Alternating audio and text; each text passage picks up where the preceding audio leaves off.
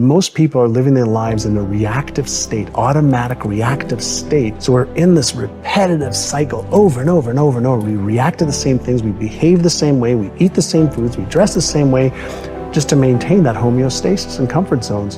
And we've never been taught. Like when were we taught it as kids? Like, here are your 6 core emotions. Here's the way you deactivate your stress center or fear center. Here's how you activate your imagination center. Here's how you have more focus. Here's how you develop a new belief. Here's how you develop a new habit. Here's how you release one. We haven't been taught that. We've been told they're important things, but we haven't been given the tools, and then we haven't practiced the tools enough to be able to make them part of our unconscious competence brain. Let's say you've been ill long enough, you've had health problems long enough, and you say, that's it, that's over. I'm gonna now start a program. You don't have to really revolutionize your whole health life. Just start with an apple a day. You say, well, is it that simple to change your health life? And the answer is, yes. The key is just to start. Come on, you don't have to radically do something.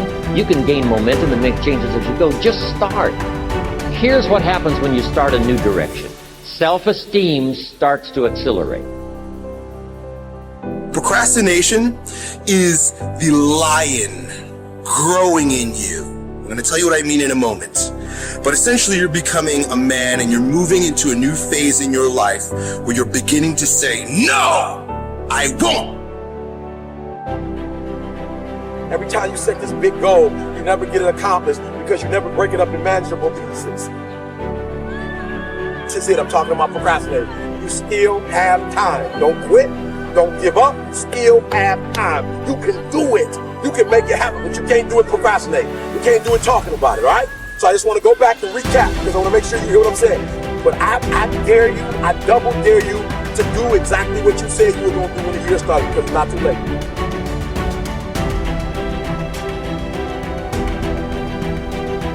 You may be neck deep in what seems to be a catastrophic storm of chaos, but I pray that in this moment, you will find the calm, the peace, the hope, the faith, the courage, the expectancy you need to live and not die, to move up and not stay where you are.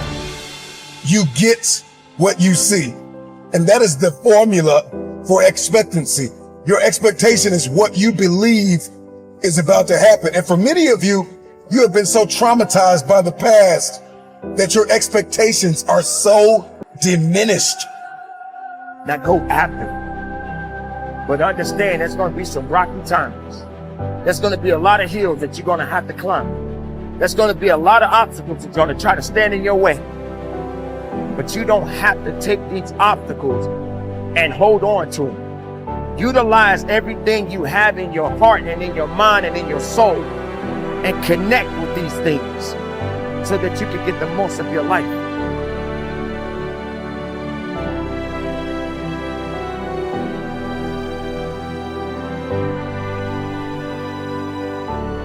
To sustain motivation, you have to do 2 things you probably already know.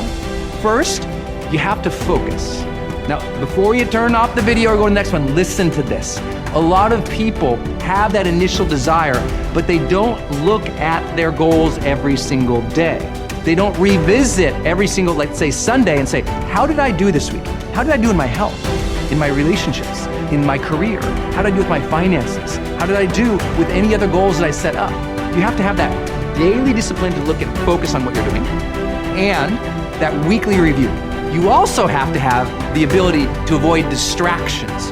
One of the reasons people love my book, The Motivation Manifesto, is this teaches you how to set boundaries, how to say no, how to push away distraction to own your life again. But here's the deal. When you're focusing on something and you're really dialing in, it also brings your full presence into something, so you perform at higher levels. The second thing you need, outside of focus, is sane motivation, is everyday effort. It's the reason you have to set up habits. It's the reason you have to have a daily routine, a morning routine. It's the reason you have to make sure you have a checklist of to-dos each day. I know that sounds so basic, but here's the funny thing. A lot of people think they'll have motivation one day, then they'll put the effort out. It's like motivation first, they think, then effort comes. The motivation inspires the effort, right? It's actually the opposite in the science of motivation. It's with daily effort that motivation comes. I like to tell people this: with momentum comes more motivation.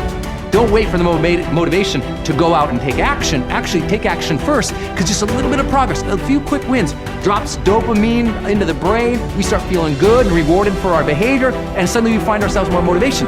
So here's the thing: set 3 goals each day. Knock off each of those 3 goals. If you just did that each and every single day, you'd start feeling more personal power, and you'd start getting ahead.